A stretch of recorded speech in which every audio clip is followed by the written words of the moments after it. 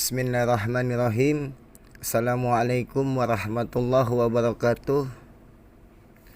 Allahumma sholli ala sayyidina Muhammad wa ala alihi sayyidina Muhammad. Para sahabat karomah salawat yang dimuliakan Allah subhanahu wa ta'ala, semoga kita semua selalu diberikan keberkahan, berkah sehat, berkah dimudahkan segala urusannya oleh Allah subhanahu wa ta'ala. Pada kesempatan video ini saya akan menjelaskan 6 kelemahan setan. Manusia diciptakan untuk hidup berdampingan dengan makhluk hidup di bumi, termasuk kaum jin. Meski memiliki ruang dan waktu yang terpisah dengan jin, makhluk ini nampaknya sangat erat dengan kehidupan manusia. Bahkan beberapa dari mereka bertugas untuk menggoda keimanan manusia agar bisa mengikuti arahan sesatnya. Meski tidak terlihat, namun jin ini diyakini bisa masuk dalam tubuh dan membuat manusia tersebut tidak sadarkan diri. Meski begitu, hadis dalam Al-Quran mengatakan bahwa hakikat dan tipu dayanya jin itu sebenarnya lemah. Apapun kelemahan-kelemahan yang dimiliki jin, beberapa jenis jin yang ada di dunia. Yang pertama, tidak bisa mengalahkan orang-orang soleh. Jin sesungguhnya tidak bisa mengalahkan orang soleh. Hal ini dapat dibuktikan dengan percakapan jin dengan Allah dalam surat Al-Hijr ayat 39-40. Jin berkata, "Ya Tuhanku, oleh sebab Engkau telah memutuskan bahwa aku sesat, pasti aku akan menjadikan mereka memandang baik perbuatan maksiat di muka bumi, dan pasti aku akan menyesatkan mereka semuanya, kecuali hamba-hamba Engkau yang mukhlis di antara mereka." Di dalam Quran surat Al-Hijr 15:39-40. Dan yang kedua, setan takut dan lari oleh sebagian hamba Allah.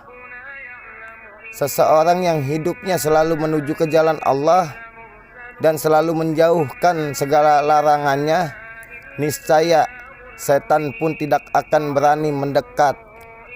Bahkan dia akan takut dan lari, seperti yang terjadi pada diri Umar bin Khattab.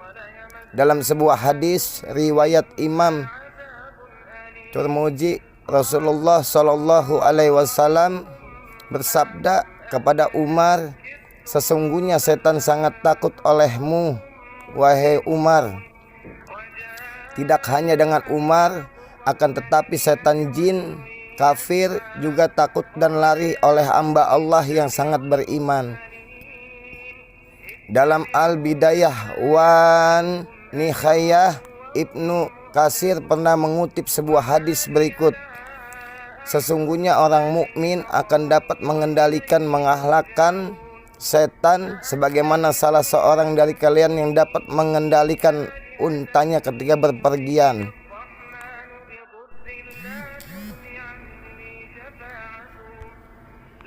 Dan yang ketiga, jin takluk dan taat kepada Nabi Sulaiman.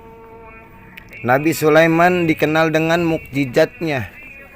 Salah satu di antaranya adalah dapat menaklukkan jin dan setan sehingga semuanya dapat bekerja atas perintahnya, seperti yang ditegaskan dalam ayat Al-Quran dalam surat Shad ayat 36-38.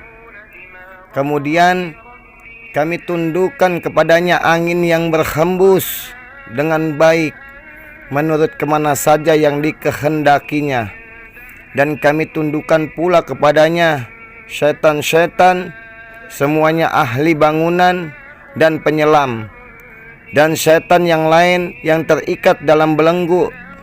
Quran surat Shad ayat 36-38. Mukjizat ini diberikan kepada Nabi Sulaiman sebagai pengabulan atas doanya yang mengatakan, dan berikanlah kepadaku kerajaan yang tidak diberikan kepada seseorang setelahku. Quran Surat Shad 38-35. Doa Nabi Sulaiman inilah yang membuat Rasulullah tidak jadi untuk mengikat jin yang datang dengan melemparkan anak panah ke muka beliau. Dalam sebuah hadis Muslim dikatakan, dari Abu Darda berkata, suatu hari Rasulullah Shallallahu Alaihi Wasallam bangun. Tiba-tiba kami mendengar Rasulullah mengatakan, aku berlindung kepada Allah darimu. Kemudian Rasulullah Shallallahu Alaihi Wasallam juga berkata, Allah telah melaknatmu sebanyak 3 kali. Rasulullah lalu menghamparkan tangannya seolah-olah beliau sedang menerima sesuatu.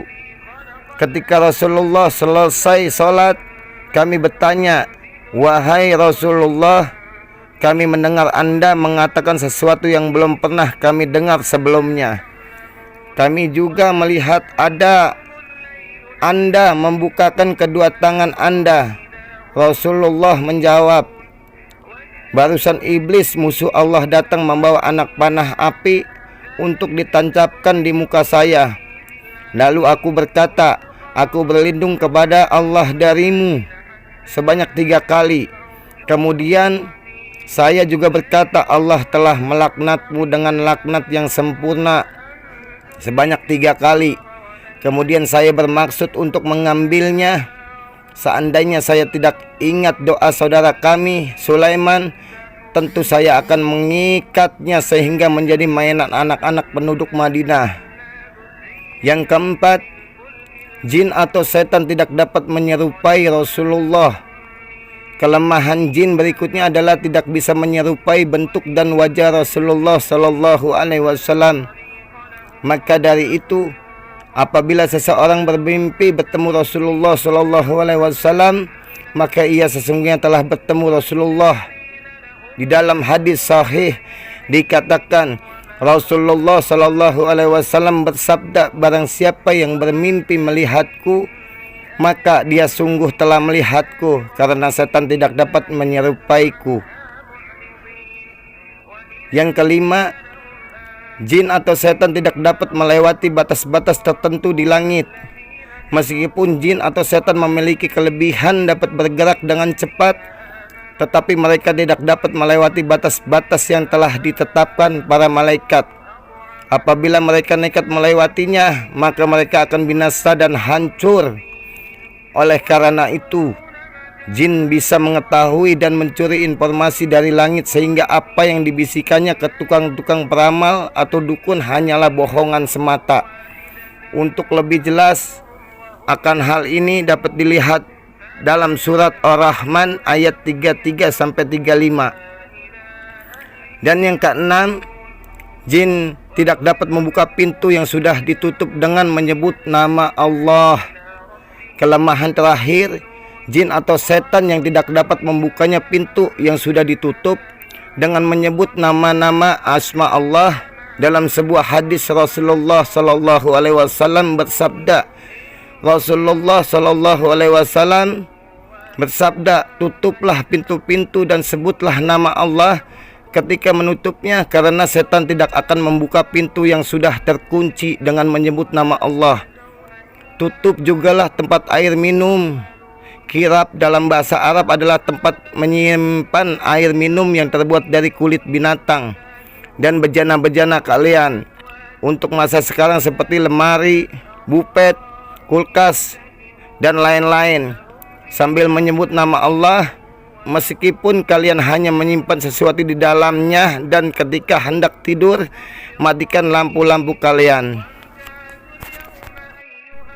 Para sahabat karomah salawat yang dirahmati Allah Subhanahu wa Ta'ala, semoga pada kesempatan kali ini video ini dapat bermanfaat untuk Anda semua.